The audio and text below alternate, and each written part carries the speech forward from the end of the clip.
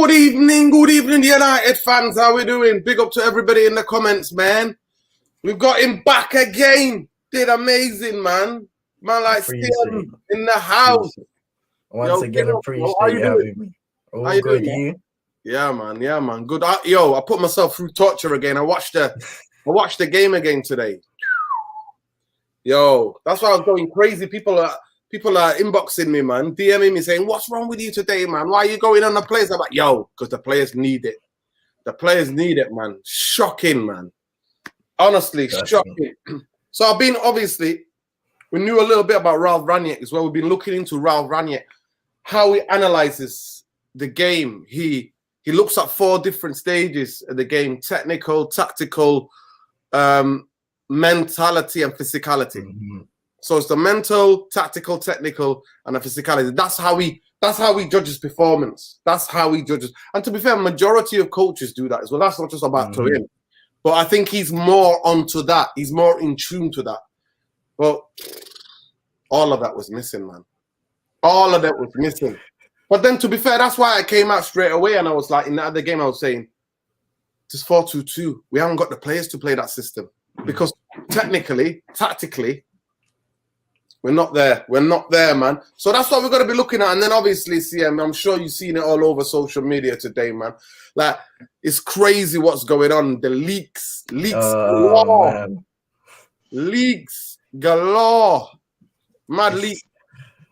So Mad cool. leaks and mad leaks. Yo, welcome, Ali Bombaye, man. How are you? Oh, Bombaye. Bombaye, we calling it. Yeah, Bombaye. How you doing? Salam, brothers. How are you, man? I'm good. Yeah. Big up. Yeah, man. It's a nice starting lineup. Nice starting lineup. Yeah, man. You've got my brother CM, you. Yeah, man. And then Big up, man. That's all we can. You can continue where we left off. So, yeah. We're just talking about it. I was just saying I was going on crazy on Twitter today because I managed to find the game again and I watched it. Oh my gosh! I put myself a bit torture. You know me. I'm a bit of a weirdo. I like to torture myself, innit? So I looked at it again. I'm like, oh my gosh, that's sadistic, man. You watched that game again. I watched it again because you know what? You know when you're in the emotion sometimes of the game.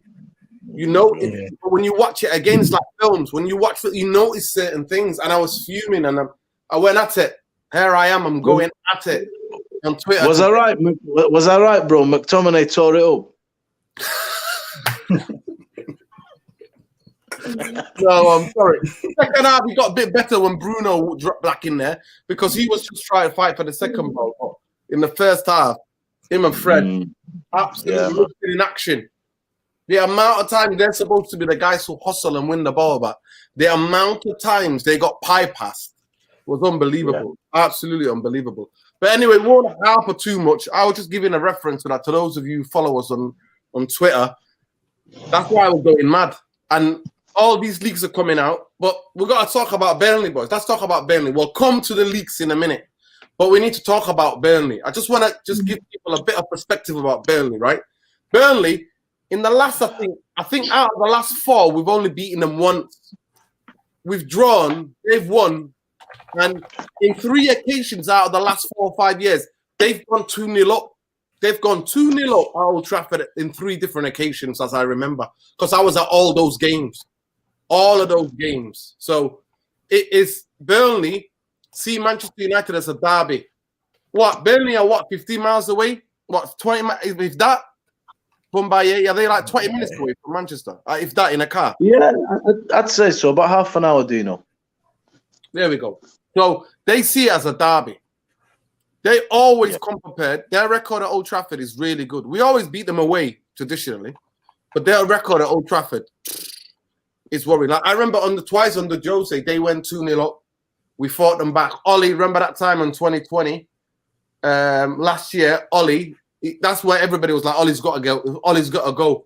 I think that's the only other time he has he's been sacked. Like the idea of him getting sacked was going around a lot. So yeah. So Leaks FC, man. Honestly, that's where we are, man. The cats are here, man. Big up, man, Rob. Listen, First of all, I wanted to say rudely, I don't want to start with the show with this, but I hope you're all having a festive, joyful holidays and Christmas and celebrating with your families and friends and all loved ones. And most importantly, I hope you're all safe and you're staying away from Omicron FC. You know what I mean? Staying away from that. But like I said, don't let Man United ruin your mental health. You know what I mean? Don't let them ruin your health. Even though today you see me lashing out on Twitter because I managed to watch the game again and it was just ridiculous. I was talking about the 4 fundamentals before you come on, Bumbaye, and how Ralf and most coaches actually in modern football, most coaches judge a game. It's the physicality, technical ability, tactical awareness, and also the mental toughness or the mentality in the game. Yeah. And Man United got scored -10 in each of those. -10. I gave it -10 in each of those. So that's why Ralf wasn't happy. Big up everybody, man. Big up people in the comments. Super Nick, Natalie. Have you how watching that crap again? Of course not. Trust me. It felt like I was getting tight-chested. I'm telling you.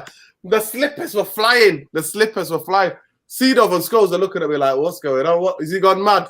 I'm like, that's Man United. And they both look at me if you're always watching football. All right, it's Man United, innit? They're like, it's Man United. They do it to him. So we already know Burnley's record at Old Trafford. We already know Burnley's how Burnley think about this game. Burnley see this as a derby. Everybody thinks Burnley. You know what I mean? First of all, what I say about Sean Dyche, he's done an amazingly well. Amazingly well. Burnley have absolutely no right to be in the Premier League. He's kept them there. The football is almost like 80s style football. It's very dimensional. Second ball, they win everything. So the physicality of Man United is going to be tested tomorrow. So I'm going to come to you, CM. Where do we win this game? Where do you think we can win this game tomorrow? Well, first and foremost, it's not going to be physicality. We will, it's not going to be that. The only way I can see us winning this game is by us breaking them down, because they're going to be, it's the low block settings in this game. We're going to have to break them down. And that's the problem. I don't know if we can break down teams. Like, I remember, Norwich was like, we got to be better against Newcastle because they'll come at us. And we weren't better. We were arguably worse. And now we're hoping that we're going to see a better product. You know, in the press conferences, we're hearing Ralf talk about, they need to be, physically stronger, all these things. But every game we watch it and we see them come at it again. I have to mention it. Like, it's the simple things, isn't it? Like Maguire in the first few minutes, letting the ball bounce and letting them come onto him and press him down, and eventually he loses the ball. It's those things that set the tone in games. And I feel like Burnley are one of the teams probably in the league that will feed off of those mistakes the most. So it's like, the way we're going to win against Burnley tomorrow is either going to be by a lucky set piece. I don't know if we can win a penalty or something like that, or it's because we're going to struggle to break them down. Ronaldo's going to be up top. He's going to be stropping because he isn't receiving the ball. Obviously Bruno's suspended tomorrow. So that's one of the creative players gone, even though he hasn't been playing great recently. So it's going to be a sticky situation. We're definitely going to have to ride out some tough moments in that game, because I'm not looking forward to it. I think Super Nick in the chat there saying Dyche is going to love this. Dyche was like, as soon as he watched the Newcastle game, he's like, oh my gosh, this is going to be, we know how to beat these lot. I'm going to ask you the same question, by the way. You've got one of the greatest footballers ever, one of the greatest, if not the greatest footballer, Che Guevara there on his shoulder. You know what I mean? Bumbaye, come with cigar. So on the photo. So I'll ask you the question: How do we go about beating Burnley tomorrow? In your opinion, where do we get to? Where do we hurt them? Well, the first thing, if I was talking to the players, I'd say to them, look, we are a team at the moment. We're a big team that people are looking to make a notch on their belt. Everybody's coming here without respect because of the way we're playing. So you've got to play for this shirt. CM covered it pretty well there, to be honest. the boys tomorrow are going to be tested heavily, aggressively, because we seem to be folding under that type of pressure. And the other problem is we're not breaking low block teams down. We're breaking down when we get into that final third. And because we're breaking down and we're offering nothing, it makes the opposition bold, thinking, well, there's not much to fear here. Let's break, let's take a little bit of risk. And as soon as our defense, they're running at our defense in our midfield, we're at 6s and 7s. It's a major problem. They've got to stand up a little bit more. I think, for me, Man United, the quality is there easily to win this game. But they are going to have to show a lot of heart. You know, those things that you don't associate with Guardiola football, sexy football, entertaining football, the stuff that the Premier League was fundamentally made of, the English game, you know, get stuck in and all that. They're going to have to do a bit of that tomorrow. And the quality is going to have to come through. But if we can go a goal ahead in this game without conceding, then we've got a chance of winning it. If they score first, then it's going to be, you know, can you break down Burnley? In the air, they're good, they're physical, they're dogged, and they'll try and defend that lead. So it is going to be a difficult one. You know, they're going to get tested in the type of way that I think we seem to fold, low block, aggressive. When teams come to play open and bring their quality to us, we actually are all right in that type of game. You know, last season with Oli, even you've seen it. But it was the games where you think we should be winning these to try and claw that gap back, where we never seem to kick on. And the lineup will be interesting, what we're going to select here this evening, and what obviously the people watching, big up everybody watching the channel, what they think.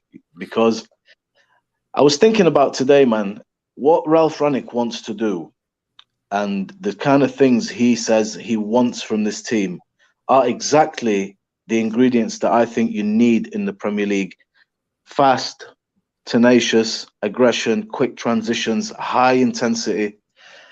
But everything he seems to see, we're the antithesis of that on the pitch. I'm not seeing anything like that, but I have to wait.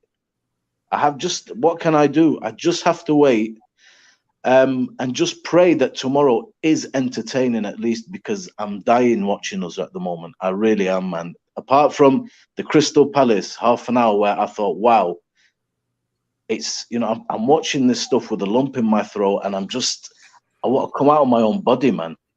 So that's about all I've got for you, really. Now it's about, you know, how do we set up? Who starts this game? The biggest thing for me tomorrow is going to be, it's an old cliche in football, and any level of football, it would work. It would work in any level of football. Let me just sort out Seedorf. Let me make him a little bed. Let me just sort him out. He's just there. He wants to have a little nip. There he is there, people. He's just there like that. That's where he is. There he is. Seedorf, people want to see how you're saying, man. You want to have a little kit. It's an old cliche, but it's one of the truest cliches in football. You have to earn the right to win a football game, meaning that you have to compete. Yeah, 100%. And I'll go back to the 4 fundamentals, how Ralph's philosophy on football is, how he judges the performance. Physicality, technical ability, tactical awareness, and the mentality. And we're going to need all of those tomorrow to be able to beat them. I'll be there. I'll be back here doing a match reaction. Match reaction after when I come back from the stadium. And I'm hoping and I'm praying that I'm not cycling back from the stadium just full of rage. It's good that at least that gives me a bit of time to breathe, regardless whatever the result is tomorrow. Man United have to earn, but as far as Burnley are concerned, they're coming to rub their They're coming to rub their. They're like, they can't wait, and that means by tomorrow we would have played the bottom 3. That means we won't play. So we played Norwich, Newcastle, Burnley. Now, can we fluke it till our players find form, till we get proper training into these players? Or, to me, by any means necessary, Man United have to win the game tomorrow. Or do we get beat? Or do we just take a draw? Do Burnley come and bend us over? You know what I mean? That is what is going to happen. people, so many comments are flying tonight. Big up to every one of you. There's already over 50 of you in here. Please share, subscribe, like. We'll come to it. This is CM. Hopefully, might be a regular fixture. He might can come on when he can come on, but always the platform is always here for him to share. Obviously, you know Bumbaye, the only one. We love him, Mr. Deluded himself. or it could be one person's deluded, or the only voice of reason in the. Do you know? Listen. Do you know what Gandhi says? Gandhi says, even if you are a minority of one, but the truth is the truth. That's life, man. Maybe he's dropping knowledge. There he is. So one man's big mouth, another man's passionate. You see, it's all different views, right? One person's deluded. The only truth, the only reasonable opinion in the United Real Therapy, because that's what we're about, people. It's a community, and everybody's voice matters, 100%. Nobody's getting shut out here unless you're bringing some sort of discriminatory, bigotry, or any of that. Ain't nobody. That's why I tap on everybody's comments, because this is us, people. We interact. We love football. But big up Stephen Kramer. He said to me, he just put in a comment before. He said, "Oh, I'm working tomorrow. That sucks." I'm like, "Can we swap places, bro? You come to the game. You go to the game. I'll do the shift, bro." Stephen, I'm happy to do the shift for you. I wish I was working till tomorrow night. I'm telling you, nowadays people just want to avoid. My brethren already tell you. He said, "You know what?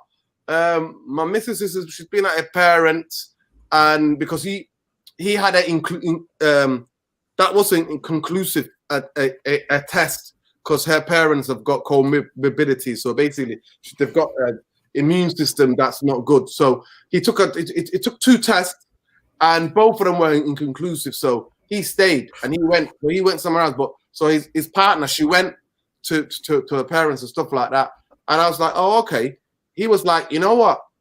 I'm supposed to go to the game tomorrow, but we're having our Christmas tomorrow. You know what I mean? We're having our Christmas as a couple, because this is the first time we spent Christmas apart because of this madness." Yeah. So he's like, "Nah." He's like, "Man, are you having a laugh?" He gave his ticket away, man. He's like, "Nah, it's not happening. It's not happening." So for me, Man United have to earn to win the game, and all of those 4 different things we've talked about, Man United have to come out on top. I just don't see it. I think Woods is going to come and bully. We'll get into the team section in a minute, but where do you see Burnley beating us? How come Burnley beat us as well? Because if any Burnley fans are watching, where do you see the deficiencies here? Where do you see? Because it's not that hard to beat us or to get, or at least, unless you come up against De Gea on form. You know what I mean? Without De Gea, we would have been taking cricket calls in the past how many months. Yeah, I mean, you play through our midfield. That's right now. Our midfield is the easiest place to play. You might as well just let them go off the pitch, and we'll play with 2 less people, because you could play right through our midfield, and that's been a problem for so many years now. I remember looking at games from a couple of years back, and I was just like, you see, it's even worse when we're playing the good teams like Man City, but even the small teams, they're now coming to us, attacking us, pressing us. And the thing that I've really noticed about us this season, even in the Ole times and the Ralf times, even worse more, when a team actually presses us, even our best ball, carriers or passers of the ball, they cannot, they fold under the pressure. So if Burnley can start the game 1 or 2 ways, they can come out aggressive, they can press us, but that will open up our counter-attacking opportunities. Or they can slow it down. They can probably do a half press in their own area, in their own half of the pitch, and then try and regain the ball and gain some control of the game. But either way, I think Burnley can win this game. Number 1, attacking our central defenders. Maguire. We all know I don't have confidence in him. A lot of us don't have confidence in Maguire. And then Varane, he's shown his vulnerabilities. Even though he has come back recently from injury, he has shown some recent vulnerabilities that I'm thinking other strikers, especially like the Chris Woods, those tall, physical strikers, will love to just jump all over that and say, "You know what? I'm going to test him." Even if he has a good game, I'm going to test him anyway and see what happens. So for us, the midfield, they're going to have the game of their lives, and they're going to have to control that game properly. Ralf talks a lot about control, and that midfield is going to have to be very, very, very sensible with what they do on it in terms of passing it, keeping possession, and controlling the tempo of the game. And our defenders, they're somewhat going to have to be aggressive as well and not be submissive to the strikers of Burnley and the attackers, because they will come onto you, they will push you, they will punish you, but you have to give a bit of that back. This is it. This is what we're talking about, people. They're going to come and absolutely, from first minute, they're going to come. That ball's going to be hoofed. Any balls in the box, they're going to try to buy free kick. Any angle, 35 yards, 40 yards from goal, put the ball down, centre half, Stavrovsky, Ben Means, they're all coming up. Everybody's coming up. The three danger men for them, for me, is Kone before he goes to the African nations. Kone, the other kid that we had on the books, what's his name? The left-footed guy. Charlie. Oh, I forgot his name. And then he got Charlie something, Charlie, right? Left-footed. He was at United as a youth player. He anywhere on the left-hand side will swing the ball in, and then the other player. So it's Kone, Woods, and Charlie something. I forgot his name. Charlie something. So somebody in the comments will tell me they're the three danger men. They're the three match winners, right? In their team. That is where they go. Yeah, McNeil. Yeah, McNeil. That is where those three are coming to hurt us, right? They're coming with the game plan. So Man United not diving in. Dwight McNeil, big up. They're gonna. Anybody try to give them a free kick, you're asking for problems. Back post. So they got flick-ons in the front post from corners and free kicks, right? And they got back post guys who attack the back post. If we're gonna go with Telles is quite short, right? He's quite short tomorrow. If I had a chance to go with Luke Shaw, just a bit more physicality, because he's more used to playing in the England, in the English game, I would maybe start him tomorrow. But that's where we're going to be. So that's where I personally think Ralf might pick the physicality of players. I'll be shocked if I saw Fred tomorrow. Maybe he can be on the bench and come on. Yeah, Cornet. He scored the best, some of the most spectacular goals before he got injured. He was their best player. Chris Wood, Dwight McNeil, and Cornet are the three best players. That match winners they have in the Burnley team. So that's where we're going to be. So none of these silly free kicks, none of this diving in Harry Maguire business, Scott McTominay. Stay on your feet. Don't, because they're going to fall anyway. These guys, they're going to fall. They want the free kicks. Their game is based on free kick, corners, second ball, and especially the second ball. If we give them an inch tomorrow on the second balls, we're dead. So for me, that's where Burnley can beat us. Irfan, welcome, bro. Thank you for joining us. Big up. I hope you're having a nice festive time. Obviously, Man United are not doing your head in too much. I just asked CM and Bumbaye the similar question. Bumbaye, you already gave me your answer, didn't you? Have you already answered that question? Where they beat us, Burnley? There's loads of deficiencies, man. If the players are not going to turn up, and look what happened to Liverpool against Leicester. Look at today, Brighton matched Chelsea. Just look at the statistics if you didn't watch the game. This season, man, there's nothing to lose anymore. The days of we're going to just come and we'll take a draw and we'll celebrate like we won, they're done now. Big teams are there for the taking. And people like Burnley, like Leicester, the teams that are lesser teams, you have to earn the right to win these games. Quality and big names, where we show how we've spent money, we've got all these great players. Well, it's not a team, man. It's not a team. It's got the wrong mentality. And Rangnick, that's one of the major parts. That's how Liverpool turned it around. He instilled in them a different feeling when you put the jersey on. When you play for this club now, there's an extra 10% there. You see Liverpool, they're never dead. But Leicester yesterday, man, they put a shift in, and you know what? They deserved at least a draw, if not the win. And today, look what's happened to Chelsea now. So the boys have to turn up and they have to play, man. They have to want to win this game. They have to put a shift in. If they don't do that, and then as well last week, what I was pissed off with, Rashford loses the ball, starts huffing and puffing. Ronaldo's kicking off. All this nonsense has to stop. Cavani is a good example. Do you know what I mean? Cavani is a leader. He has to play.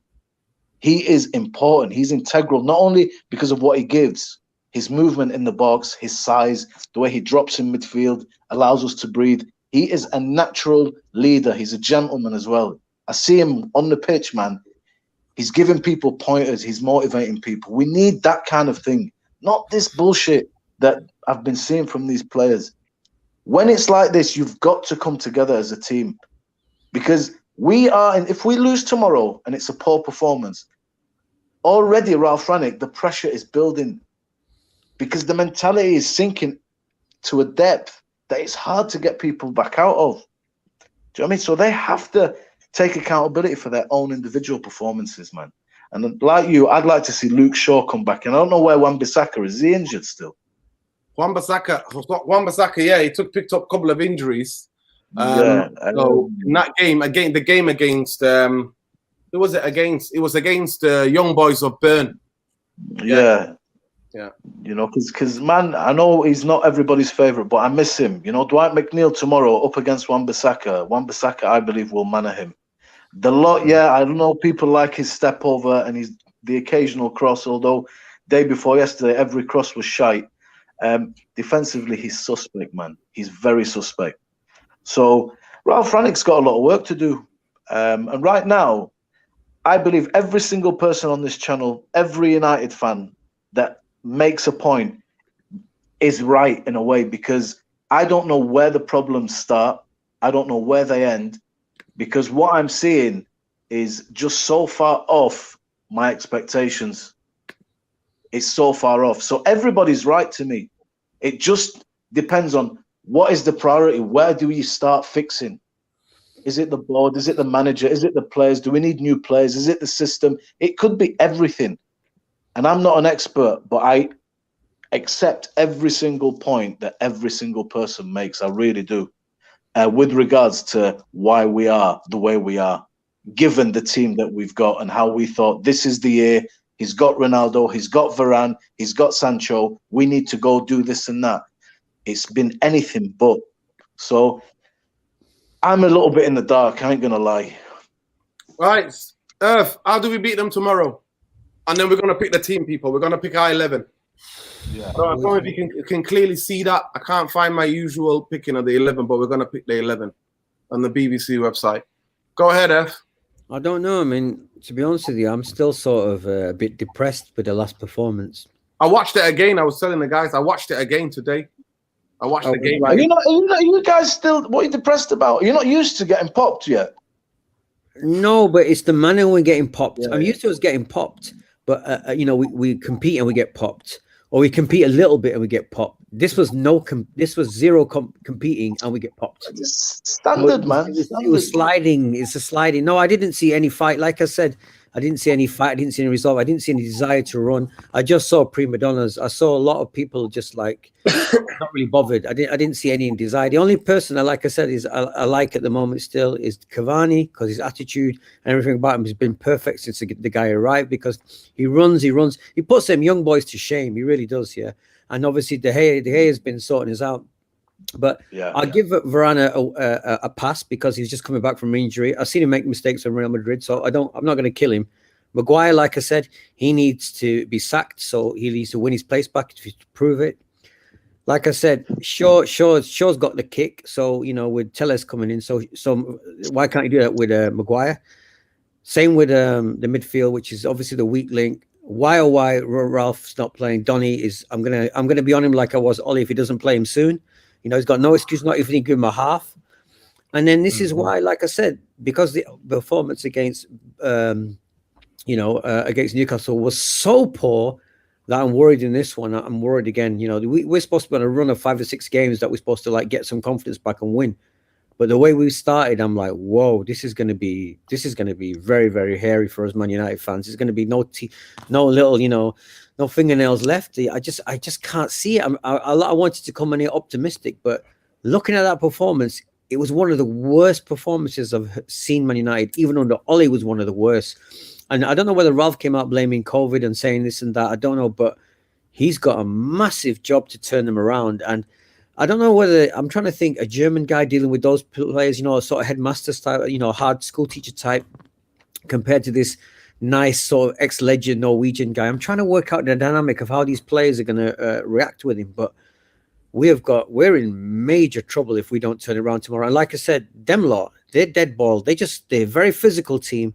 And they love the dead ball. They're waiting for those dead balls because they see us as soft. They see us as a soft team. And we are, let's face it, we're a soft team. We're a pushover. You can easily just push us off the ball and give us a kick here and there, and we'll crumble because we are sort of prima donna-ish in that way. So I really, really am not hopeful. I can't lie to you guys and say, yeah, we're going to turn it around. I'm really, really worried about this game tomorrow because, like I said, they're probably Sean Dyche and on there rubbing their hands, thinking, like that pussy ass United. Come on, let's kick him today because he's done it for a few years, but this time he's really ready for it because, like I said, it's like just falling into my hands. That's what I see tomorrow, and I can't lie. That's how I see it. I've looked at a few previews already before I came on today, and that's what I see, man. I really, really fighting for their lives. They have no right to be in the Premier League for the size they are. Half an hour away from Manchester, a derby. Crucial derby for them.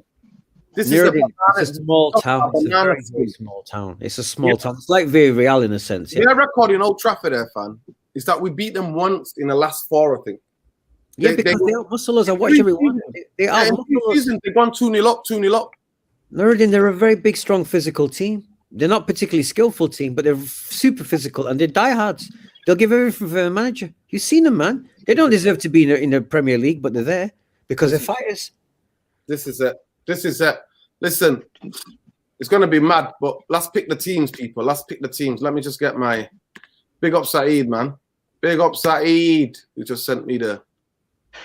Why is that going like this, though, man? Why is it going like this? It's mad. Yeah, it's mad. The website is gone a bit turkey, man. Oh, but. Listen, we're gonna pick the team anyway. Let's pick the team. Let's pick the team with the guys because I try to do it, but something's wrong with the website where you usually pick the teams. This is how it looks like, right? So I'll put it on. I'll show you guys. This is how it looks like from when I go to that usual website when I share it. So share, and then it goes share the screen, right? I go there, and then. There we go. Chrome. This is how the site is looking, man. Oh man, one second. Twitter. Let's ask the listeners as well. Let's ask them to pick their team as well. Yeah, let's pick the team tomorrow, people. Come on, guys. You're meant to be the smart cookies here, so you're listening to us. So write your team down in the comments as well. Let's see what you guys say. Let's see if we agree. That's how it's coming out. Usually, I'll be able to pick the team normal, but that's how it's coming out. That's how it's looking. Let's move on, Noreen. Let's move on. Let's not bore the people. Let's just get on with it. That's how it's looking. So we definitely can't share so that. in there, obviously, it's De Gea, yeah? We all agree on that. Yeah, we already know. 100. Okay, right back. Tomorrow, the lot look like a little bit like, obviously, he got turned inside out. McNeil plays on that. Oh, Kone plays on that side, doesn't he? So that's going to be difficult tomorrow there, honestly. If Aaron Wan-Bissaka was fit, I want to see him. I want to see Aaron Wan-Bissaka. No, I'm with Delo. I mean, much as I don't think he's particularly amazing, but I was very down on it. I think Wan-Bissaka needed a little kick. He needed to say, listen, you got the man is outside. Archie's eating chicken fillets, man. Yeah. The man can eat chicken fillets. Leave him alone. No, he can't. Right? No, mate. No, don't. Listen, don't go there. Leave the man on his performance. If he brings his game, he can eat chicken. But Mr. Bombaye, we're being polite because we're not talking about his other off-field antics. All the other stuff going on in his life, like the Sun report and all that kind of crap. We're not going there. All right, but let's be honest. Man needs to focus on football, man. He needs to kick off the ass. Whether you can back his ass, but I see the guy, and I don't see a guy who's doing the business for Man United. I'm sorry to say that, and I was his biggest fan. Nobody's doing the business. Let's leave the guy alone off field as long as he brings his game. Well, wait a second. He got dropped, so why can't Shaw get dropped? Shaw gets dropped. He gets dropped. Why can't Maguire get dropped? What's the same logic there? Let's hope that let's hope dropping players and holding them back and letting somebody who's directly in competition with them will have the desired effect. Look at Sterling, come back firing one state. That's what I love about City, man. Mr. Bombay, there's an interesting comment here about Mr. Wan-Bissaka. I don't know if it's true. Aaron Wan-Bissaka went a little in the Lamborghini. Is that true? Nah, forget that, man. I'm not asked about in Lamborghinis. No, I'm not asked. The fact that he drives while he's banned, he had to pay 32,000. He could have given that to charity, man. He gave the Manchester local authority 32,000 big ones, yeah? 30. But CM, I'm gonna come to you. Pick your team, man. We're gonna go around. No, we're doing right back. So we're going right back, Nuruddin. Listen, no, CM. No, we're gonna do it individually, I find, because it's gonna take long if we do it so quickly. Go ahead, CM. Cool. So De Gea in goal. I'm thinking, based off just consistency, Diogo Dalot is gonna have to be in there because Wan-Bissaka. Either way, I feel like Wan-Bissaka comes back in. He's not high on confidence. He's got a lot in his head. I don't know. Yeah, 100%. Dalot will start there. Centre backs. I think Eric Bailly's not available, is he? He is. He's been called back. Oh wow! He's on his way to the airport, flying out to meet up with his teammates, Ivory Coast. Yeah, I would like to see Eric Bailly tomorrow because I think he matches the physicality. He's not afraid of that moment. I totally agree. Yep. Yeah, Eric Bailly, and I think Varane is the only other option next to them. Yep. Left back, like you guys said, I respect Luke Shaw because he, at his best can bring a bit of that physicality. Obviously, we don't know where he is in terms of form. He hasn't been his best this season like he was last, but physicality-wise, he's better than Tellez. Midfield now, if we're going with this 4-2-2-2 thingy, I'm thinking, oh boy, I'm thinking bringing Matic in because I feel like we're going to need his height in the midfield, especially winning the first ball when Burnley are hoofing it up there.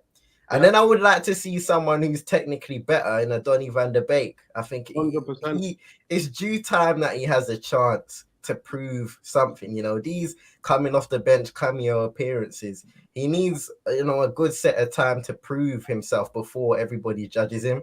I think having a guy in Matic that will just break things up and Donny van der Beek who can actually progress the ball will help out. Then the two number 10s, obviously Bruno is out. So I'm thinking that's a tough one. I'm thinking Jadon Sancho. I want him to play tomorrow for sure. I think he has a lot to give. And he's one of those guys, if we play the right way that Ralf Rangnick wants to play, that quick 1-2 touch football with combinations, he will thrive. The problem is we're playing hero ball. Jadon Sancho doesn't thrive that way. Yeah, longest balls I've ever seen against Newcastle. I counted about seven in the game. Hoof it! It's incredible. It's incredible. And then I'm thinking the other number 10. You know what? Because I'm not sure if Mason Greenwood is good in those positions. I don't think he is. Because you put him in a number 10, and for me, he's just a striker. He needs to be up there. He's a roof. So I don't know. And then obviously you're not going to be going out wide. So maybe you play one of the young guys. Like an Alanga, see how they play there. Test them out. Because like you said, it's a physical game, but it's a good experience for a young player to have at such a young early age. And then the two up front, for me, Ronaldo and Edinson Cavani. I know a lot of people, they've been criticizing Ronaldo for his attitude to the game. Same with Bruno. But, if he gets a chance, more times than not, he will put it away. And Edinson Cavani, I think we saw this perfectly against Tottenham. Cavani will provide that energy in the front line. He can combine with Ronaldo when he needs to. They worked very well in that game. And one would go deep, one would stay up, and then the other would go deep and the other would stay up. They worked well in that game. So I can only hope that we have that sort of game tomorrow where those two can combine and share the roles of what forwards do. I think that team is brilliant. The only change that I would make is that I would play the two young guns, meaning Sancho and Greenwood. I would get Elanga off the bench. I'll give Rashford the night off, me personally. That's me. I mean, it could be wrong. Rashford could start and score banging a hat-trick tomorrow against Burnley. I'd love to see it. I'd love for him to shut me up. But I think him only playing 90 minutes in a row since May, I don't think there might be enough in the legs, right? So I would take him out. And especially over this tough period, I would definitely take him out tomorrow. And I would play like that, but I would play 4-3-3. I would not play 2-2-2. 100% I agree. I would play the three in midfield. Donny, Matic, and who am I picking? Well, and you know what, Lingard. I'll give Lingard a game tomorrow.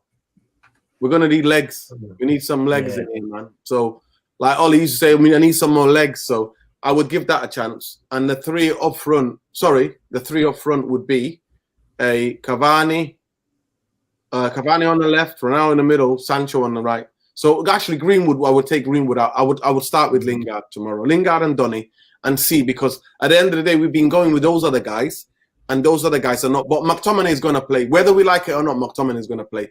Two of the height, and Matic might play. So that means then Donny plays in a number 10 position.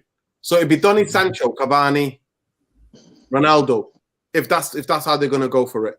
Irfan, go ahead. What's your team? No, wait a second. But we asked you what you were going to pick, not what you think. Listen, that's what I would pick. I would pick Van der Beek, Matic, and Lingard tomorrow. In your 4-3-3. I'll play 4-3-3.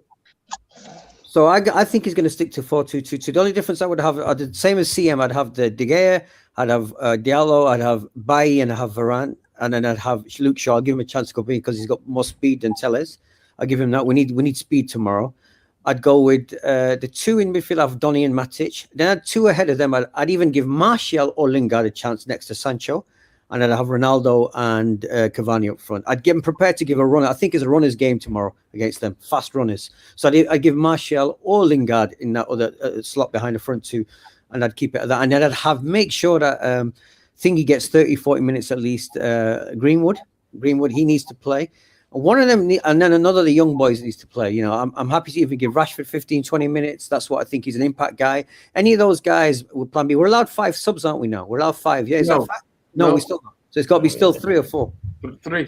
Still 3. I don't know why I kept thinking that you changed it. So now they don't. The Premier League wanted to change it, and then all the other clubs voted against it. Voted against it because it made the advantage for the teams with bigger squads. I get it. Yeah. So that's why. So that's the thing. So my plan B is obviously Greenwood has to get 25 to 30 minutes. I'd give Rashford 10 or Martial or Lingard. One of them lot has to give a game, especially against Burnley, because the skillful players, they're just lacking confidence because they never get run in the team, and that's why they're disillusioned. But my general is the same as CM, apart from the fact that I'd have a Martial Lingard playing, and I'd have Greenwood on the bench. Greenwood would be my first sub, definitely. Oli Bumbaye. On the premise, I just make a point. This 4-2-2-2 is going to take time. When I've watched it, I'm not sure what you think. I see players bunching a little bit and getting in each other's way, taking each other's space up. It's a weird formation, but to me, I'm willing to play the system with these players. There's no way. Nobody ever can tell me that we can play this system with these players. You have to have technical and tactically known midfield players and tactically and technically gifted fullbacks like Roberto Carlos and Cafu. We don't have Roberto Carlos or Cafu. The thing is, what I'd say to that is, I don't agree or disagree with you. I'm willing to give Ralf Rangnick time to show me what this is actually about, because the man took the job and he was happy when he took the job with this team, with these players, and he's persisting with this, although it is having some teething problems. I just hope they are teething problems. But on the basis that I believe he will continue with this formation, it's not one I'd play, but on that basis, my team is De Gea. If Wan-Bissaka was fit, I'd definitely start him. He has to come back at some point, and he needs to come back and try and get the lot back out the team. Do you know what I mean? Yeah, fair enough. But that's my take on it. Me, purely for aerial ability tomorrow, in case the game does go that way, I'll stick with Maguire and Varane. They're good in the air, big lads. I'll go with Luke Shaw. I'll play Matic and McTominay. In front of them, I'll put Donny and Lingard, and I'll put Cavani and Ronaldo up front. Okay, there we go. There you go. You got the teams, guys. So now let's get into that. I didn't put Martial because Martial for me is exactly Super Nick said here. Martial would be nice, but I think he's parked up. He's waiting. He's got the bags ready. He's like, I want to get out of this toxic FC, mate. And there's something going on seriously because when a new manager comes in, when the player comes out and says, I want to get out of here, there's something going on. 100%, I don't believe in all of the reports are true, but there is a cliques within dressing rooms. Within every dressing room, anyway, there's cliques, yeah? There are cliques. But the agenda at the moment is on. So Gary Neville picked on Ronaldo and Bruno. And actually, it wasn't actually. It was Rashford and Ronaldo who went down the tunnel. So correction there, Gary. But the agenda there is, and then we're hearing reports of the Portuguese, so the City Portuguese players, and even some of the Liverpool Portuguese players and United players getting together, having meals at each other's houses and stuff. And that's like the traditional United fan going, get them out of there. How can they be celebrating? How can they be having dinner? I'm like, listen, it's life, people. Football is not what it was. Football is not what it used to be.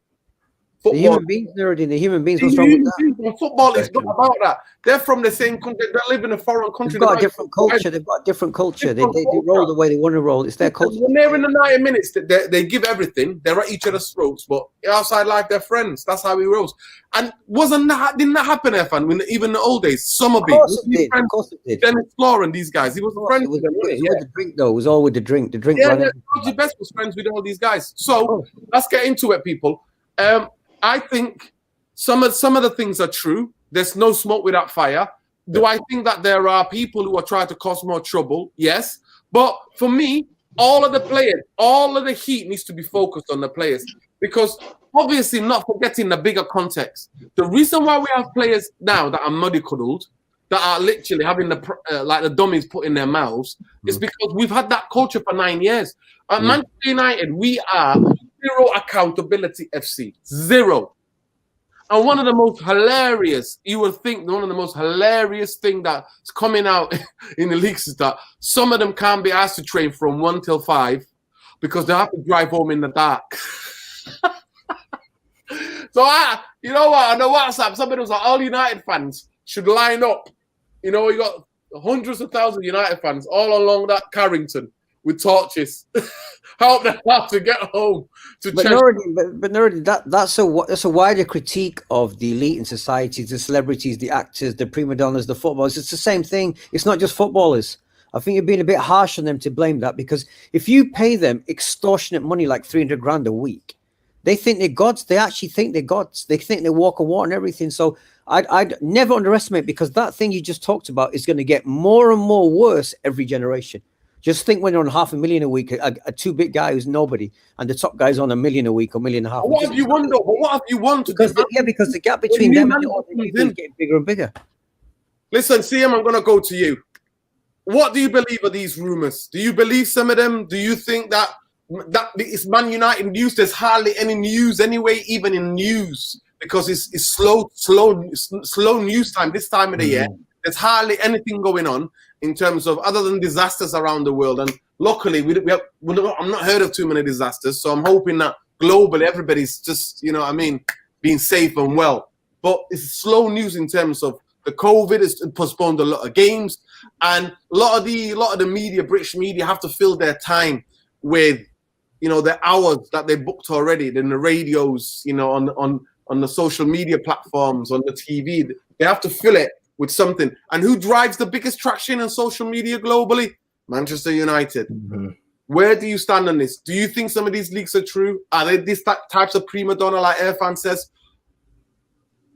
Where do you sit on this? Yeah, well, I believe, you know, these things happen all the time, first and foremost. But I do believe when news stories come out in bulk like this, you can probably say half of it is true, half of it isn't. Because you'll get the guys that are getting the intel and the information from different sources within the club. And then you'll have the journalists that are just kind of hearing rumors and making something of that. to get a news story that's well viewed. I do believe, however, that these, you know, the players, a lot of the players in this team, and we've seen it so many times, especially when things are not going well at Manchester United. News stories come out, leaks come out, some make sense, some don't. And like you said about the thing about players being prima donnas and all that stuff there, we only have to look on probably the last game to work out where some of these guys' heads are at, where they are on the football pitch. You know, the attitude they have towards games, some of the attitudes they have towards the fans that travel to those matches home and away. There is a lack of respect, not just for the club, but for the fans, who are the people that are your biggest supporters on a match day, for the people that will support you thick and thin unless you show no respect at all. And I think that thing, you know, even though it sounds funny with the players not wanting to go home in the dark or whatever, truth or no truth, you can drag something out of that based on the matches we have seen, based on their attitudes, based on their mentalities that they have shown us on live TV. These players, they're not mentally right, and they don't mentally respect the football club or the fans. They're just there for themselves. So as long as they look good, as long as they are right after the game, they're laughing, they're putting these messages on social media saying, we'll be back stronger. They don't care about that, because next day in training, they're there playing foot tennis, smiling. You know, they're smiling in training. I know back in the day, some guys, you know, defeats eat them up. It doesn't eat up the modern day players, especially Man United players. They just go on about their day, on to the next one. So whether the stories are true or not, we can kind of, you know, piece the puzzle and realize based off of the games that we're watching, how these guys think about their job, which is to play football and win games. And right now they're not doing that properly. Exactly. I mean, if they were putting in a performance, none of this news you will hear. So it's like that itch, innit? The press, the spin doctors, like Super Nick was saying. Anyway, by the way, nobody here, nobody on this channel or in the comments are having a go at Rangnick. This is purely on the players and the culture of the football club, which is run by and controlled by the three bankers: Matt Judge, Ed Woodward, Richard Arnold. This is the culture that they've developed in the last 9 years that we've seen. This is where we've only won one reputable trophy. I don't count the Europa League. I don't count League Cup, man. I count the FA Cup. In 9 years, to me, the only trophy that's worth something that we've won is the FA Cup. I'm not asked about Europa League or League Cup. Some people say that's my agenda against Jose. No, it's not. If Jose was to win, I could hate him all I want. If he won a Premier League, I'll be bigging him up. I can never say that. And at least he won a big trophy. So that's what it is for me. This culture has been there for the past 9 years. When you let bankers take control of football and you let them act like their recruitment, they're picking like they're directors of football, this is what you're going to have. Zero accountability. I'm going to come to you, Bumbaye. If these stories are true, should we be worried? How worried should we be? I don't use social media. I don't have any interest in it. For me, it's with all due respect to everybody that uses it and stuff. It's to me. Have you heard the leaks? By the way, the leaks. Can we tell you some of the leaks? Yeah. So the dressing room split. It doesn't help that apparently the Carrington cafeteria has been refurbed. So they got 6 to a booth. So everybody, you know, look, I get the gist of where we're going.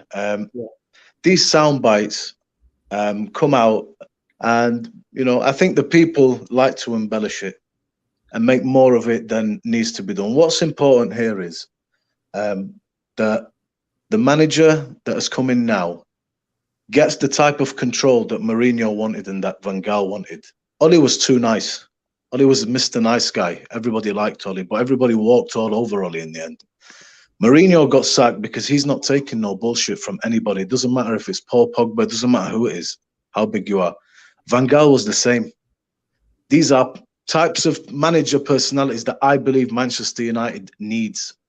Ferguson was like that. Manager has to have full control. He can't be undermined. And hopefully Ralf Rangnick's appointment, one of the reasons why I welcomed it, not because I'm an expert on Ralf Rangnick, I never heard of him, or 4-2-2, whatever it is. But this is a person that walks away from jobs. If you mess with him, he'll say, forget it, I don't need this shit, I'll leave. And I just hope he's got the balls to face the players and say, listen, we had this before, the Paul McGrath days and that. This is not a drinking club. Then he had the days of Kanchelskis, people talking bullshit, writing books. Don't matter how big you are, Stam, Beckham, you're gone. This club, unfortunately, one of the main problems with that has led to this situation, and it hasn't been arrested. The great players that served this club used to get 2-year contracts on the basis that you have to earn the next 2 and the next 2. You don't give 3, 4, and 5 years on lucrative money. That's one of the reasons why you can't get rid of them. I hope Rangnick comes in now and says, listen, this is how I'm going to play. You have to buy into this, because once I'm done here, I'm moving upstairs. I'm not going anywhere for 2.5 years. And respect to Anthony Martial. If he's not with the program and he wants to leave because of that, I respect him. I respect that. He's on 250 G's a week. He might have to take a pay cut somewhere. And if he does that, I respect the man. Big yourself up. So the culture has to come from the manager who is given control fully. That's how this works. Arteta said to Aubameyang, listen, you're not playing anymore. Forget you. Pep said to Sane, forget you. You're not playing anymore. Bernardo was nearly going to leave. He holds him back and he puts him back in. Klopp, these managers are not afraid. They have full control. A manager needs that control. He can't be made a fool of in front of the players in the dressing room. He can't be undermined. This is the culture that we've gone away from. And that's why players are getting away with murder. And this is why me and you clash, Nuruddin. I am not interested in any of this bullshit. To me, half of it, 90% of it is conjecture. I put no stock in it. So that's the nature of social media.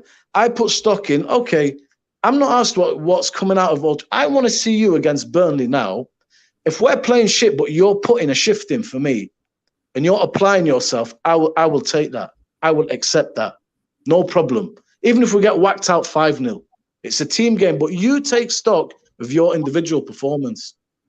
We've had games where 1 or 2 players deserve some credit because they had a good game individually. They did their job. And the rest of them were shit.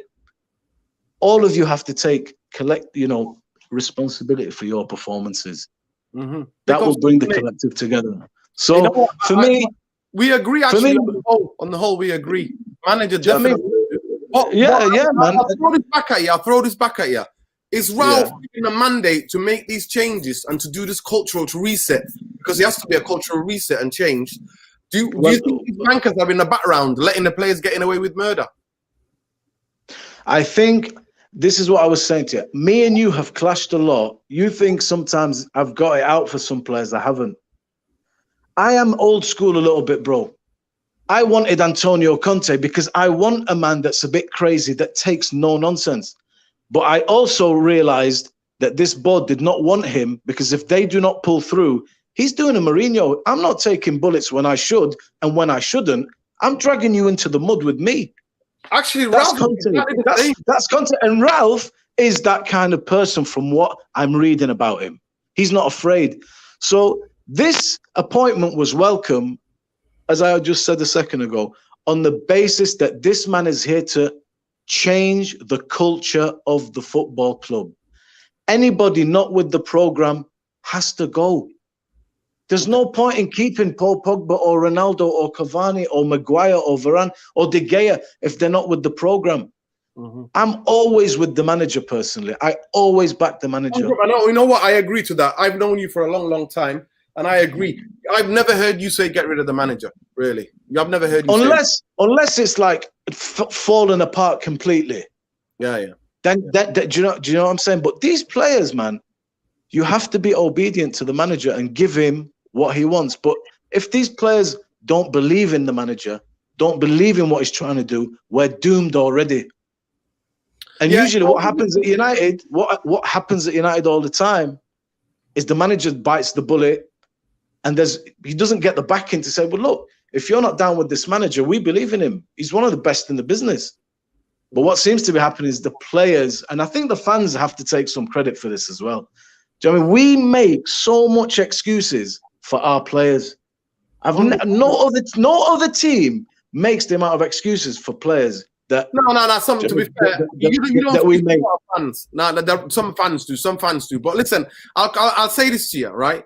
I agree to a certain extent. The only problem where we clash is that you pick out certain individual players or certain British media because the protection of the British players in this country, there is bias against there is bias against foreign players. So we don't disagree. We don't disagree on that. No. But what I'm saying to you is that so the Man United fans tend to talk about a lot of the foreign players not performing because the Muppet pundits on TV are specifically targeting them while they're protecting the British and the English players. So that's where listen, we can curse all of the players and dish it out evenly, right? Or we don't do it at all. We dish it out evenly. We can't dish it out to Pogba and Martial and then let Maguire and Rashford and these other guys and McTominay and all these guys get away with it. We can't do that. But anyway, I'm going to move to Irfan. Irfan, I'm going to come to you. Like, for the record, that's not how it went down. But go on, go to Irfan. I'm just saying to you. No. I'm saying to you how the British media works. How there's a protection, and that's why I push back against. To me, one of the biggest things about football is that the football ground, the football pitch is where there's nobody to hide. All of the talk is cheap in terms of if this player is this, if the player is saying this, if the player is doing this. One of the things where you can't hide, you've got no place to hide, is in the football pitch, right? What I'm trying to say to you is that I repeat this again and again. Fish always rots from the top. I'm going to use a language, people. It might be offending some of you. Some of you might be still digging into that, Christmas, food. So just hear me out. Shit always rolls downstream, mate. When you got people at the top who act like this, who give out massive contracts to players who have not performed, that's one of the points that you made. And everybody at Man United is at Man United. And we see the players. And by the way, a lot of the stories are coming out. Not Super Nick here, big up. She's saying the PR continues to allow these stories. A lot of it is coming from footballers' agents. They're not coming from the club. Some might be coming from the club, but a lot of it is coming from agents, right? Because agents are letting people know this is not on the players. Ralf is a bit too hard. And one of the biggest reasons why driving 5 o'clock and why how he's changed is fundamentally changed the training schedule is because he wants to train in that way from 1 to 5.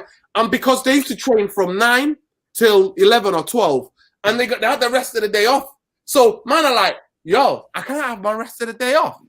I used to go and play computer games, go and buy a new car, go shopping, do what I do. I can't do that anymore. So that's another aspect of it. But to me, we can never forget where this started. If you had a well-run football club, if you got a football club that has got a proper footballing structure, do you think the players can do this? The players couldn't do it. They couldn't do this. No players doing it at Liverpool. You're out. And exactly what you said, Bombay, what you just said is exactly. He can't do that at Liverpool or City. You can't do it at certain football clubs. You can't do this. But the culture's being fostered. So for me, my only point is that when United fans pick on certain, and to me, I stand by it, I'll take it to the grave with me. Some of it, especially the foreign players, especially the black players, get targeted because that's always been the narrative in this country.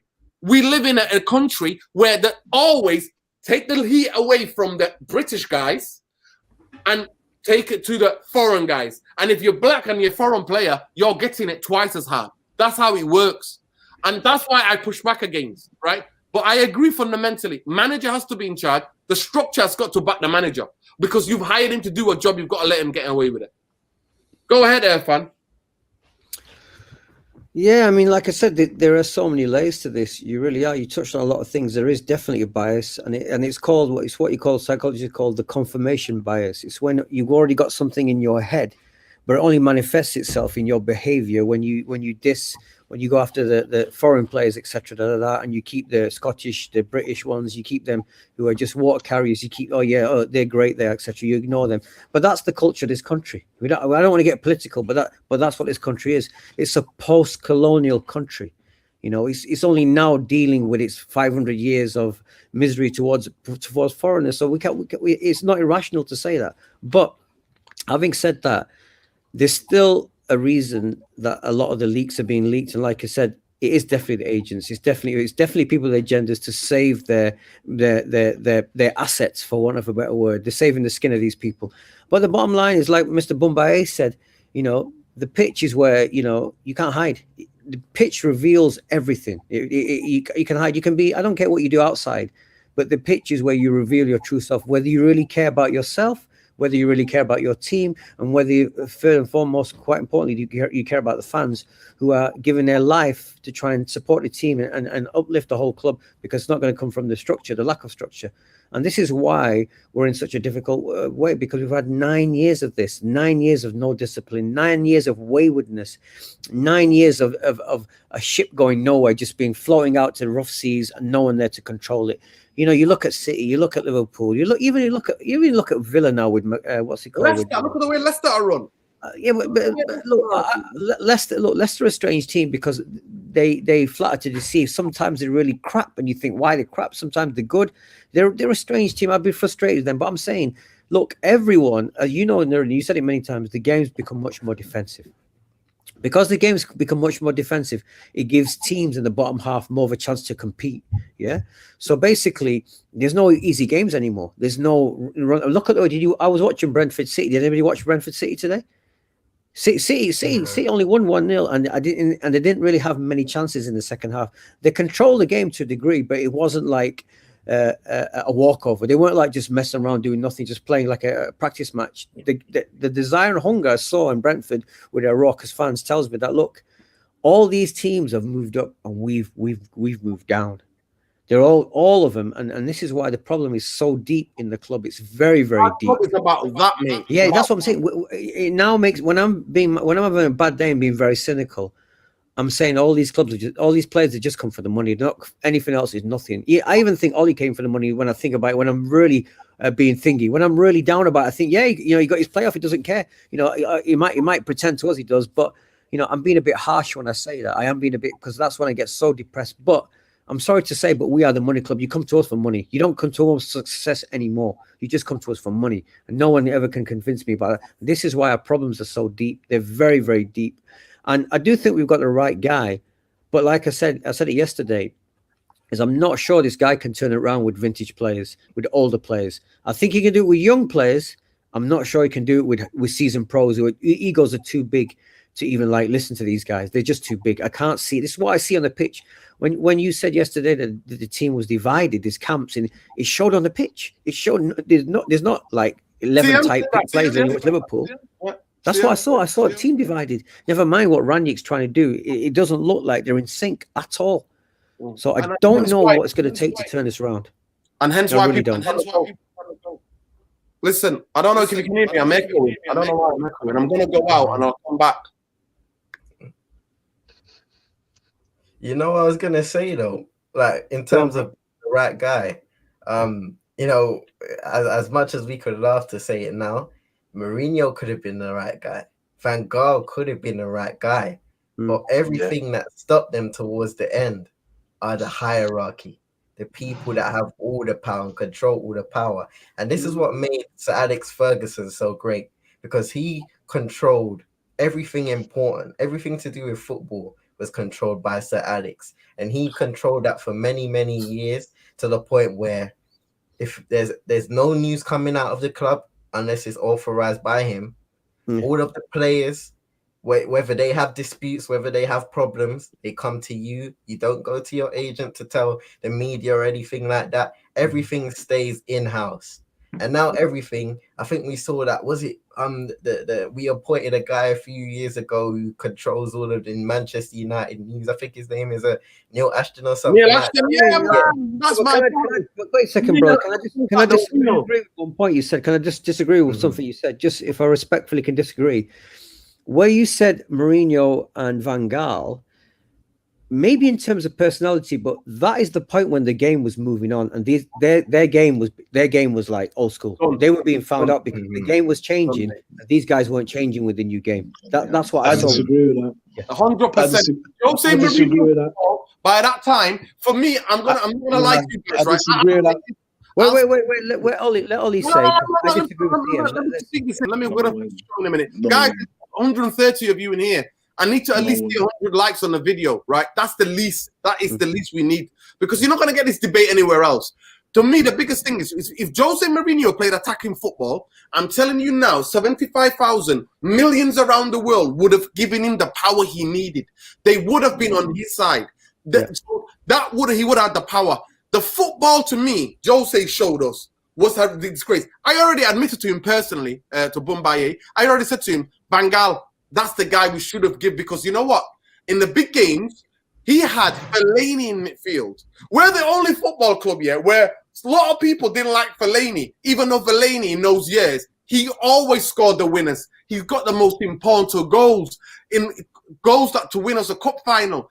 Fellaini was and then we went from Fellaini to two guys who can't pass. So Fellaini used to play in midfield, less effective, more effective than the two that we've got now in the game, right? That's how Man United are. So this is, if you need to anything about Man United, we went from Fellaini, all of us going, oh, get him out. We can. But if you looked at it closely, one of the most effective players, then we've gone to Fred and McTominay.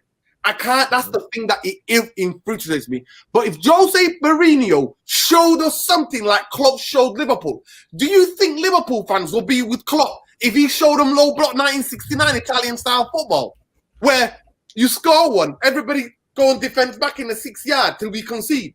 No chance, mate. They would have been booing him to get him out of the club. Jose Mourinho, to me, did not. At the end of the day, the guy came and lived in a hotel. The agenda was there. And my facts, I got the facts on my side. The only manager in the history of football that's had the most paid out clause in his career, in the history of football. 30 million, 20 million, 15 million. The man has collected more millions from clubs because he threw his dummy out the pram. And the reason why I didn't want, not because I'm against guys who are going to slap the players around. I'm not against that. If you got good football, I'm always going to support you. Always, right? The reason why I didn't want Conte is because Conte is exactly that kind of football. Yesterday, Spurs are playing who? Southampton away. 60 minutes, 10 men. How many chances did they create other than the offside goal that he scored? That was unlucky. What else did they create? Still, I do not want pragmatic football. I am never going to sanction as a football fan and go, this manager is that. That's why I want the likes of Ten Hag. Or the guy who's managing Sporting Lisbon, or the Porto manager. One of the guys, young Portuguese, progressive guy. I love the way the guy at Wolves plays football. I love that football. It's attacking football. It's front foot football. I have been deprived. I can't stress it to you guys. I'm used to Man United throwing the kitchen sink, the baby and the bathwater, and more. That's what I'm used to. I'm used to second half of 40 minutes, just the game being in one half. That's what I'm used to. So I'm not going to be deluded into Jose Mourinho, where what has he done since he left Man United? Zilch. What has he won? Zilch. Evidence is there. His achievements were that decade when he first came. If we would have got him after Fergie, yeah, I think Jose had something. If we would have got him soon as Fergie got sacked instead of Moyes, I think with that squad, that type of mentality, within that squad, he could have won something maybe. He might have gone for a league title, right? Not the Jose that came to us, living in the Lowry Hotel, mate. I pointed it out on the fine cam. Next day, the Daily Mirror's printing, United fans are not happy because they're saying Jose lives in a hotel. That is where I stand, mate. No rewriting of history here. Jose Mourinho single-handedly made me fall out of love with Man United. Made Sevilla game. Oh, my God. It's the only game in the history of the European Cup I ever walked out of Old Trafford. 10 minutes earlier, I was gone. Because I knew we played 3 days, we're not going to score. We're not going to create anything. But I'll let you come in and I'll mute myself. 3 months, already, not 3 weeks. 3 months, he wouldn't have scored anything. I think Van Gaal, for me, brought something to United. We were that's the most press resistant I've ever seen us. The only problem with Van Gaal was a lot of the signings, one, were not the ones that he wanted. And a lot of the signings he got just weren't good enough. Unfortunately, he deserved another year to get those players to finish off those moves. We were controlling games. We used to go to Liverpool and dust them proper. That for me was a big mistake. Mourinho, for me, I see it differently. I don't know if you want to confirm to the fans what we used to talk about with Mourinho. I used to say two things. I used to say to the problem with this team, mate, and Mourinho's football for me was not that bad. The football that we saw in the final parts, the last year, that was not really Mourinho. Just like this last ending of Oli, that's not really the same team. When there's a breakdown, you can say that's his football, but we all know it's not. That's the result of a complete breakdown. What was Sevilla? That was not his last game. That was not his last season. There was a breakdown. Paul Pogba and Mourinho were right by then. Do you know that? Do you know what I'm trying to say? Well, if the players and everything is hunky dory, and there's nothing on the horizon, there's no reproach, there's no friction, there's no seeds of discord within the team, then that's a different discussion. But when we started, everything looked really good. Everything looked really good. First 2 seasons, and to be honest with you, I see it also differently in the sense that the mentality of the club has been a major sticker for me personally. And I've been going on about this for ages. And for me, when he's going on runs of 36 games unbeaten, I was saying it to you then, man. I was saying it to Mighty Mundo. I was saying it to Adnan. I said to you, what he's trying to instill here is get used to not losing games. Get used to not losing games. The football will come later. But you have to start being familiar with not losing games. You get a point or 3 points by any means necessary. It might be ugly. But you know what? Van Gaal, for me, was sick, and I thought Mourinho was a big mistake. And me, I backed him, and I wanted Pogba, and whoever else was not with the programme gone since then. And I said to you that time when everyone was saying, he spent money.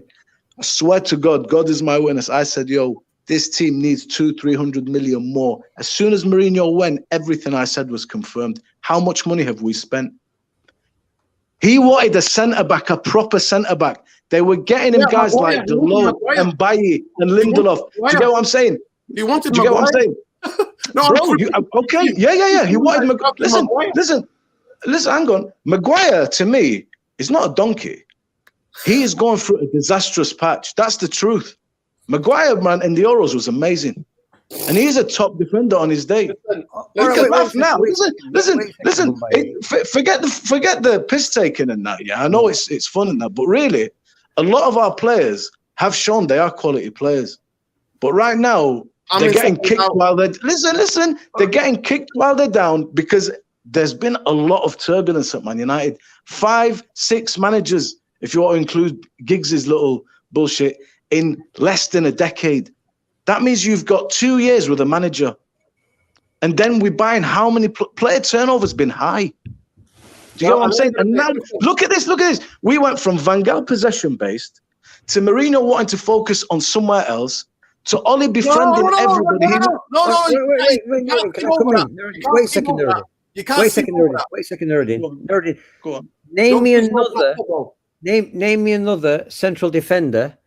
You know, let's go back to even Bruce, Pallister. Let's go back to Stam. Let's go back to Vidic. Let's even go back to Ronnie Johnson. Let's go back. Name David May. Name me one that's had a run as Henningberg. Name me one central defender. I watched United since the 70s when Dave Sexton was a manager. Name me one that's had a run as bad as this donkey at the moment. Name me one. Name me one. I'm here to listen now. Name me one. You know one, Nerd. Yeah. All right. Calm down. I don't know. It's not about. No, listen. No, I'm trying to correct. Calm down. Calm down. Is a play there. Calm down. Let me answer your question. I think. Calm down. Bro, you ask a question and you get on. Relax. It's not about name me one. Do you know what it's about? So I'll go back to what Nuruddin's comments were. Every player you're looking at now is suffering. Every player you just mentioned, Pallister, Bruce, played under Ferguson. Things were good at the club. There was stability. Stam, we were a top side. These players are coming into a winning side. We win when we lose, it makes front page news them days. Every player you're looking at now Now, no. Every player you're looking at now, including your Maguires and your Lindelofs and your Bailly's and your Pogbas and whoever, there has been serious instability. We've just sat here for half hour discussing the amalgamation of problems that have been left and not arrested. And these players are suffering as a result of that. And Dino, if you'd like to, you're welcome to come in at any point and back me up, because this is your ethos I'm regurgitating here. That the players are suffering because of a lack of everything. When the players Irfan's naming, we had structure or we had Ferguson. No, I agree with you there. That's the difference. I agree with you. You have stability, you build a winning mentality. We don't. No, I agree with you. I agree with you. But still, this is the thing. You know, like to me, football. You know, football is mentality. There's a certain physical part to the game, yeah, but most of it is mentality. You know that. All professional sports people know it's the cycle. That's what I've been saying for the last 20 minutes. Yep. Yeah, but when you can, everything is falling apart around you, and you still stay strong. That shows the real players to me, the real ones, the ones that are rock solid, that don't let anything get to them. And there are players who can show that and do that. My problem with Maguire going from Leicester to Man United is he can do it in England. I admit to you, he does play well for England, but he's got good players around him. But to me, what I see at the moment, he cannot cope with the level of expectation of Man United. That's what I see with this guy. And he's captain as well. Captain. Yeah, but listen, the operative adjective there, the operative word there is currently. Listen, we can't go back and forth, right? We need to finish the show in a couple of minutes. We'll come back to it, but let CM come in. CM, where do you sit on this? Obviously, you remember Jose, you remember Van Gaal, and you started this. You started this actually. Yeah. You bought the fire. You brought Van Gaal in, you brought Mourinho in. I love it. You just lit the fire. Big up CM actually for that. You sat back. Go ahead. You know what? I will agree with Irfan, because especially towards the Mourinho reign, it was the most toxic I've seen in a while at Manchester United, and it was sad to see. And the more I reflected on that Van Gaal era, I saw a lot of positives, and the negatives was to do with the playing style. I remember the attack chants, and all of the fans at the stadium at the time. And I was a little younger then, so at the time, my hand's easily manipulated. So it's like, yeah, it's good for him to see him go, bring on the next manager. So in the moment, it's so easy to just get manipulated as a football fan and just say, you know what you see is what you get. It's time to go.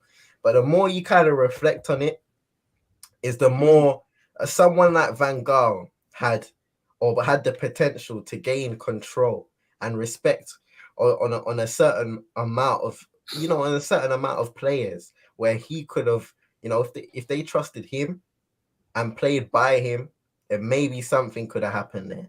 But it's all about what ifs in the end of the day when it comes to those two, any of our last managers. I've heard people say maybe if David Moyes got more time, he would have been a bit better. But he used to say that after everything that happened, he used to say that everything in the end of the day is a what if. And to be honest, it's about how it finishes. David Moyes ended in fire. Van Gaal ended in fire. Mourinho ended in fire. So we need to remember that in the end of the day, the reality of the thing is how things end. Or they ended in fire. And now we're hoping and praying that this Rangnick era will work out. But we have to remember that all of the previous regimes and everything we've been through in these several plus years have contributed to where we are today and where we're going to be for the next few years.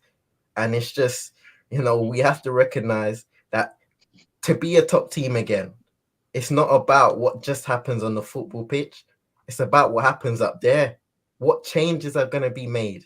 How much power, like you guys said, is the manager going to be given to control all footballing aspects?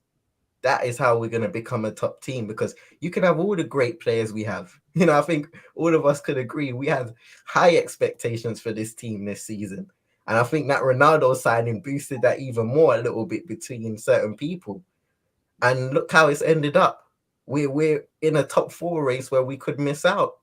And I don't think any of us would have thought that at the start of the season. But in the end of the day, I think what's happened now is we can dial it back. We can look at the players as potential blames for this, but we can also think about how the hierarchy and everything that's happening within the club, off the training pitch and off the football pitch itself, has contributed to everything that's happened in these years. And we can now really think logically as a fan base and see that Manchester United might be far, far away from the trophies that we want them to win. You know what, CM, I said it. I'm going to come back to you, stay with you for a minute. But I was chatting to some people the other day and I said, I think Newcastle might win the league before Man United ever sniff a league again. And Newcastle could go down. They could go down this season. They could come back up within 3-4 years, be challenging for a Premier League title, and then maybe go into a quarter-final or semi-final of Champions League, depending how they put the football structure together. I know financial fair play has a say. I know that the Premier League teams have put across certain things that because of the Super League, that certain controls, that you can't just do what Man City did and pretend that you're being sponsored by Etihad and all that. And then you're just basically like giving your countries, taking the airplane company, giving it to the football side and doing what they're doing. But still, I think when it comes to capitalism and cronyism, brown envelopes are exchanged at the highest powers, the highest tables in the land. So there is a way around it. If they got serious money, as they seem to have, Newcastle, everybody's telling us, I think they could win a league before we do. And let that sink in. But for me, one of the comments of the night here, Fergie, there was no value in the market. That was not controlled towards the end. Of course he didn't. Woodward already bossed Fergie. Facts. Because Ronaldo, and in 2011, the biggest rumors in 2010, I don't know if you remember, 2011-12, the biggest rumors that Man United were going to sign Gareth Bale and Ronaldo. They didn't. Now, players, ex-United legends who were in the dressing room, senior players disagree on this. Fergie left in 2013 because he knew what was happening, what City were doing, how Liverpool were going to try to rebuild. He knew what was coming.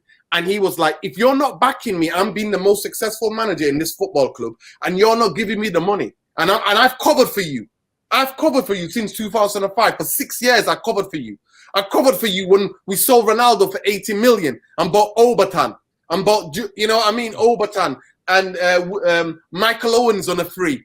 And Valencia with the 80 million, right?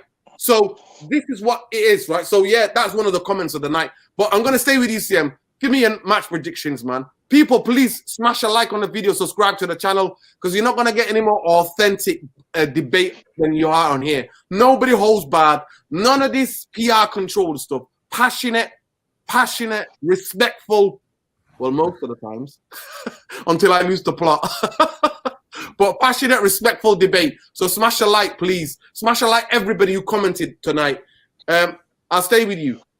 CM, what do you think the score is going to be tomorrow? You know what? I in past times, I've tried to be positive and I've tried to have a positive outlook on things. But right now, I'm completely negative. Everything, when I think of Manchester United right now, everything is just, it's in the mud. And I don't see us getting nothing better than a draw. So I would probably say something like 1-1 or 1-1 draw. Wow. Irfan, quickly. Yeah, no, I think brother CM has nailed it. I would say even the most arrogant Man United supporter can't deny that 1-1 is like, whoa, that's a positive 1-1. That's not a negative. That's a realistic 1-1. It could even be a 1-0 to them. You know, it could be a 2-0 to them. Veering onto the side of defeat is not realistic, having seen the last performance. But I'm going to go with a 1-1. So I'm going to go. I can't go for United win. I can't be more positive than a 1-1. And like the brother Fras said, or sister, I don't know if it's a man or woman, but they said United players are mentally and physically weak. When you get battered 5-0 by Liverpool, you're never going to be the same players again. I'm sorry to say that. You're never going to be the same players. That's why he brought the psychologists in. No way. You can't recover from that. You cannot recover from stuff like that. This is why. For me, I'll take that to the grave with me. The last time Liverpool humiliated Manchester United in Manchester was over 100 years ago, and we were not even called Man United. We were called Newton Heath Railway Club. Yep. Newton Heath, yeah. And we got beat 7-2 or something like that, right? And we were in North East Manchester. And that's where the green and yellow comes from. Newton Heath, the green and yellow. The green and yellow. That's what the original club colours were. We were not even called. But to me, as a Man United fan, I was one of those in the stadium who took the hammering. But Bumba, yeah, I'm gonna come to you. Give me the scoreline tomorrow. What do you think? You're the optimist, so we need to have an optimist. You know what I mean? We have to. If you say we're getting it's all over. Do you know what? 3-1 to United, man. I've never gone into a single game in my life without dreaming. I just don't see the point in ever going, even if it's Bayern Munich tomorrow, yeah, full strength team.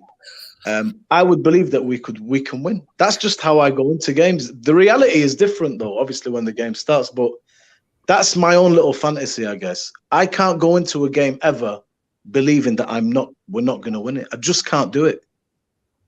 I just almost feel like, what is the point in doing? I just can't do it. So I'm the wrong guy to ask. I would always give you. No, you're not, because you're not the wrong guy.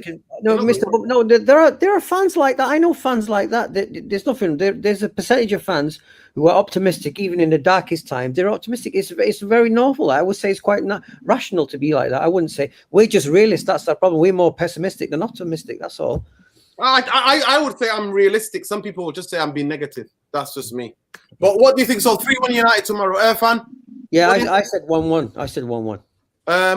I think tomorrow, the players owe us a performance. I watched the game again, like I said today. I think the players owe us a performance. And it's going to be interesting. It's going to be there in the floodlights. 70,000 at least, 75,000 at Old Trafford. Hopefully I'm one of them. And we'll be there to cheer them on. But we need a performance, man. We need a performance. If we smack the post, the bar tomorrow 5 times, their keeper, Nick Pope, is the best player on the pitch.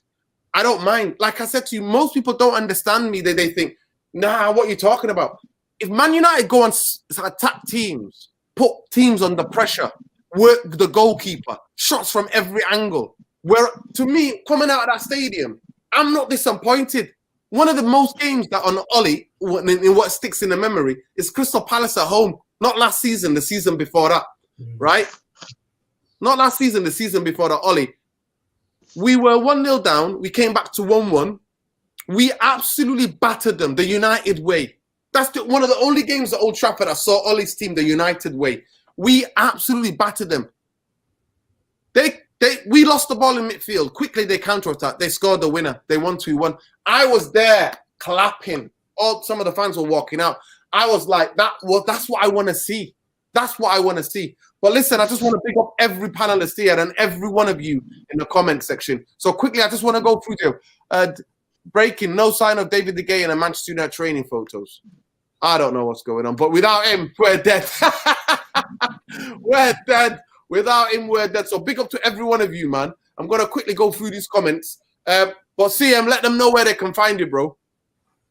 Big up once again for having me. CM22ENT, Twitter, Instagram, TikTok, YouTube, Twitch.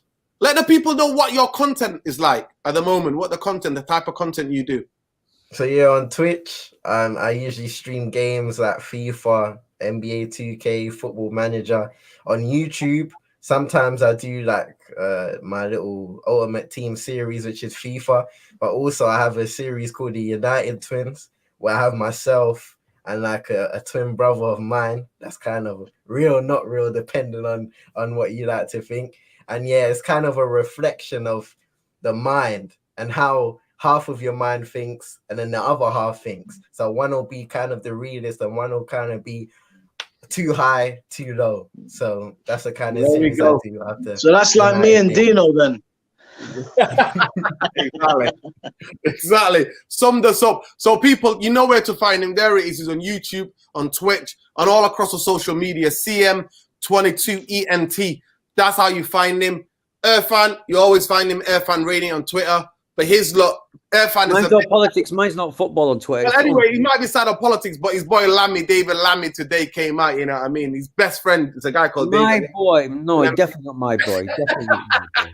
He's a David Lammy is your boy, man. Listen. No. He's Israel's boy. He's David Lammy. He's Israel's boy. Never forget that. He is. Bought, man. Seriously. Yeah. Listen, big up to every one of you, man. I like I said, I want to go back to say, I hope every one of you still enjoying time with family. I know family can sometimes get on your nerves, but I hope you're giving each other space and people can at least go and get out and go for walks. But I'm wishing you a happy new year, and we'll be here tomorrow night. Obviously, it's going to be the final game of the year.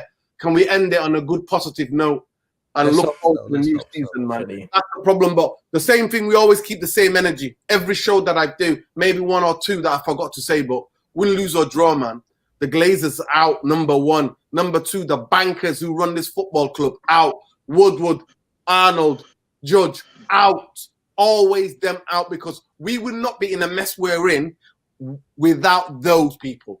And we've got to remember that. We can blame the players, we can blame the agents, we can come out against whoever we want.